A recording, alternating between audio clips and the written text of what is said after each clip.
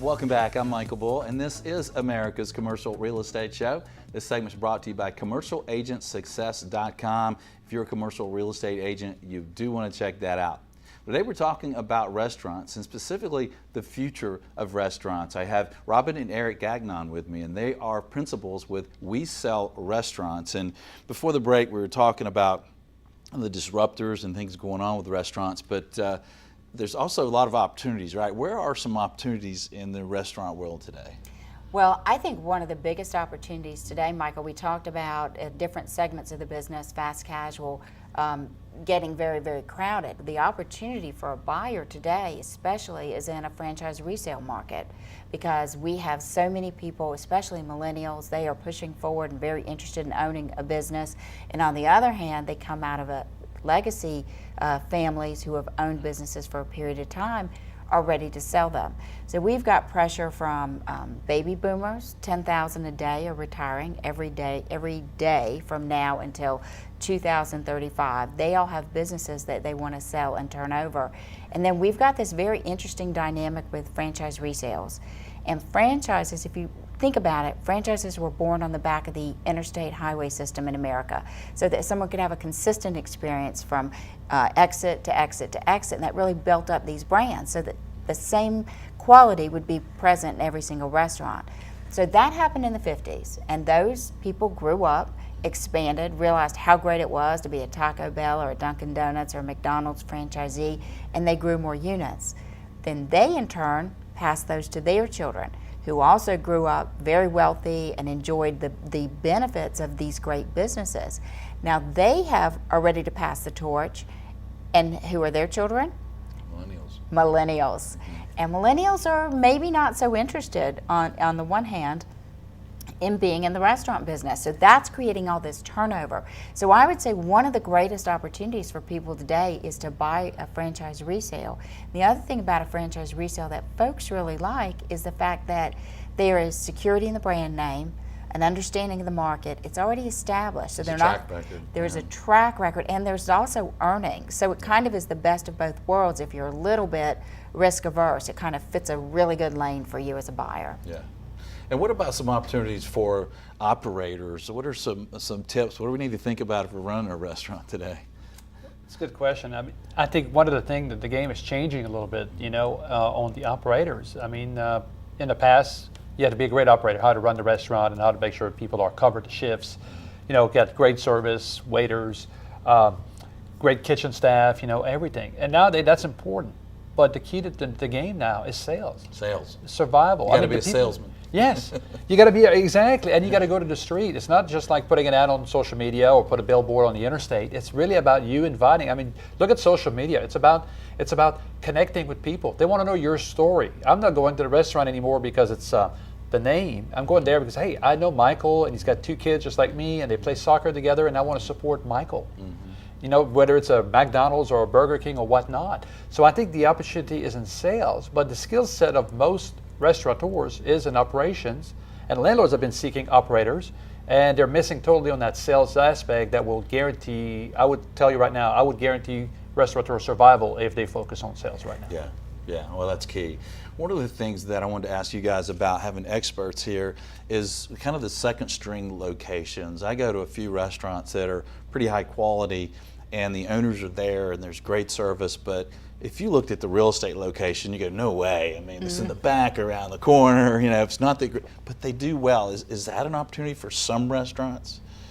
I mean, everybody likes to be main and main, but yes, that can be high rent. It's high rent, it's high risk, and not everyone can frankly go out the door affording those kinds of locations. So I think you touched on a great opportunity. And today more than ever, if you can establish yourself with this online presence, you can go out on social media, you can get people, people really taste food with their eyes first, and all these social medias are just really visually present. If they can be present out there in a way that can make people taste it and feel it and seek it, they will come to a B location. all day long, every day. You don't have to be in that number one spot. And the other thing is that the delivery is also shrinking where you have to be, because you can afford to be somewhere less prevalent if you know 30% of your business is going out the door through some of those disruptors we talked about earlier, through some of the catering business. What about second generation space? Is that an opportunity if there's areas where maybe there's too many restaurants being built and somebody does fail? Is that something that restaurant operators like to see? I mean, you talk about one of my favorite things to do is actually put people in second generation. Absolutely. I mean, under market pressure is, impact fees, all the different fees. Construction costs, as you know, I'm sure across this industry have gone up 30-40% for the food service industry. Wow. Time to build are now, if you're lucky to get your restaurant open within a year now, between permitting and contractors, delays and everything. When you open a second generation, you avoid impact fees. It's already been paid. You're talking maybe about a 75% discount almost, because you could probably do this space very creatively and use a lot of what's existing, be in business in probably 3 months versus a year. So there are very big opportunities, and if you can get like a B location here, the trifecta, a B location, second generation, and you get a lower rent, and you hire somebody to go out and sell for you and generate $1 million in sales, you're a big winner. That's a home run. Yeah, that's a lot of tips there. What about tips for a landlord? You mentioned earlier that a lot of restaurants opening up, and some of the cost on rents and CAM are making it tough on these restaurant operators. What would you say to a landlord who maybe has some restaurant tenants, and the restaurant operator comes to him and says, "Hey, I'm having trouble with these margins, and I've got my increased employment costs, and I've got increased all kinds of costs." What would you tell the landlord to look at or to do to see if he, because I think some landlords think, well, gee, it's probably you're probably not a good operator, it's probably not my location. Right. Tell them to call us, we'll help you. Yeah. And I think that's first instance. He's not a good operator, because but they were good when you initially put them in your center. You believe in them. Right. I think you really got to look at it from a different perspective nowadays. I mean, you really got to look at, of course they have to be well funded. That's always been the case. But you really got to look at it from a different angle also. Are they able to sell? Are they going to be able to realistically achieve what their numbers? I mean, a lot of people do their pro formas and they're really nice, but I mean, what's the reality? Educate yourself as a landlord too about the industry more. They don't have to be an expert like Robin and I are, but I mean, they need to know or seek help about that. But you're going to have to really look at rent from a different ways than it is typically, because right now most people are like, hey, at 3% a year in flat sales, we all know the results of that in 5 years. Right. So I think, Robin, you have anything that you want to add to that?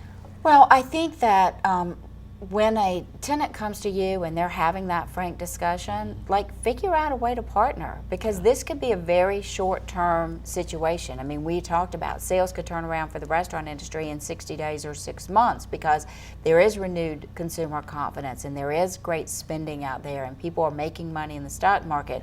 So don't automatically assume, oh my gosh, and start running through who's my new tenant that I can get in there. Sit down with the operator, find out where his struggles are, and see if there's a way that you can help him in a short-term way get through what could be a tough situation. That's better than throwing out the baby with the bathwater and starting over again with a new tenant. Yeah, I mean, that's a good point. I mean, sometimes I'll hear that retailers will say, well, restaurants aren't making it here. This one came in and failed. This one came in and failed. Maybe the setup's not right with the rent and the CAM, maybe for the demographics and the location, right? I mean, maybe the rent needs to be adjusted to get someone in there so you have that traffic for the center, right? Exactly. I mean, most restaurants reach maturity. It takes 18 to 24 months to really know, what your market looks like. And most landlords will, first 90 days, of course, it's feast, since you're a new place and everybody wants to try you, look at you. Then it drops severely, and it's really incrementals for the next, 16 to 19 months before you really get your stride. And your rent hits usually by month number 3, you're at full rent in most cases. Are these Yelp reviews and these review sites, are they the death knell if they're terrible? And should a landlord even look at those to think about a restaurant tenant? Well, the internet is filled with wonderful things. And on the other hand, the internet is filled with not so wonderful things. So I think everything has to be taken with a grain of salt. And I mean, there are restaurateurs who have gone out and sued Yelp over certain reviews. I mean, there are all kinds of things in the industry bubbling up about different reviews online, but I would not base a business decision on anything I've read online. Go in the store, go in the business, see it, feel it, taste it, observe it, and then make a decision about the business. But don't draw your experience from one review online. Yeah, that's a good point. I had a restaurant operator come to lease a building for me from one of my landlords one time, and when I looked at the offer and the broker that was representing him and things, I just didn't feel comfortable, and I looked at the things they sent on him. But then I met him, and I sat down with him, and I went to one of his restaurants, and I sat down and met him, and I felt comfortable. Well, ended up he was a great operator there for many years, ended up buying the property, and he's been a great client of ours ever since.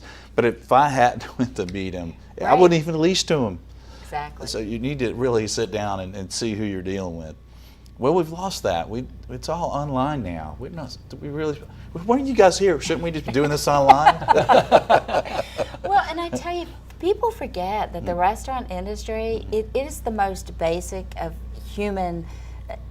The most basic of human things is to sit down and break bread with someone else. Yeah. It's as old as the world itself. And so that humanality of that experience, being able to touch someone, seeing what they're like in person, seeing how they actually interact with their staff, how they interact and cook. You know, people cook with their soul. So, you know, experience that as a landlord before you just look at a piece of paper and say, on paper, he's not what I want. Yeah. I just want to see people chew with their mouth closed. All right. That's But, you talk about connecting communities, and I think landlord also have to be, they want to be part of the community, so they need to help these operators, whether they're franchise or independent, and budget that in your costs when you do that. The rents are high, but how can you help? Can you give them a break? Can you give them lesser rent for a little bit to build up the community? Be part of the fabric. Do not be part of the turnover. And I think landlords should look at it from a more of a holistic perspective nowadays too, than just like, hey, I got to have this because that's what the bank wants. Yeah, well, good point. So what would you leave our audience with related to restaurants? And let's say that they're either a restaurant operator or they're landlords, or they represent landlords with restaurants. What would you think about restaurants of the future and moving forward?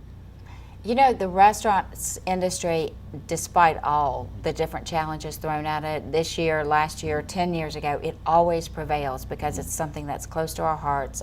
The share of the American food dollar is always growing. The restaurant industry, above all, is a vibrant, exciting industry that continues to attract people on both sides, as operators and as landlords who want to fill centers. So I think that you should just continue to believe in this industry and watch it grow over the next 5 to 10 years. I like it.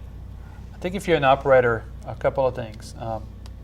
Things are very complex nowadays, more and more. I mean, Michael, you work with leases, and now 100-page lease is not that big. When we started this business, 25-page lease, like, oh, that's a big lease. And now it's 100 pages. Hire a good broker to know your industry and are compassionate about that. And I think the biggest advice we see, because when we see them a lot on the resale side, is, there's 100 pages out there. The key is how do you get in and how do you get out? Yeah. Plan for the bad up front, because if you don't make it, is there a way? Can I just write a check to the landlord for $20,000 and get out? Right. Will the landlord accept that up front? Maybe. Mm-hmm. But when you're not paying rent and they kick you out, you lose everything that you put in there, millions of dollars sometimes. Yeah. That's hard. So I have a good broker that can work with you and focus on how you get in and how you get out of the lease. Good tips. Eric, Robin, thanks for joining us. Great information as usual. Thank you. Glad to be here. Thanks, thank you for joining us on the future of restaurants. And be sure and join us next week. We'll have another great show. And until then, be sure you always lead, learn, and laugh. And join us for America's Commercial Real Estate Show.